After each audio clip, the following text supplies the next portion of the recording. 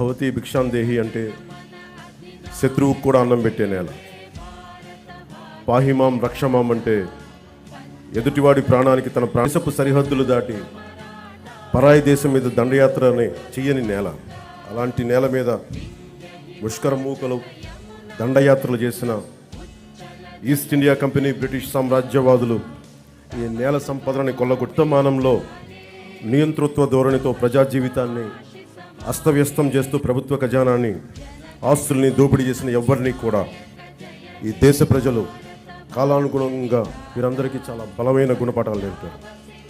అలాంటి ధైర్య సాహసాలతో నిండి ఉన్న నా భారతదేశ ప్రజలకి, నా అన్నదమ్ములకి, నా అక్క చెల్లెళ్ళకి, పెద్దలకి, పిన్నలకి, మహిళలకి, మబ్బుల్లో పరిగెత్తే పిడుగుల్లాంటి యువతి యువకులకి 78వ స్వాతంత్ర దినోత్సవ శుభాకాంక్షలు.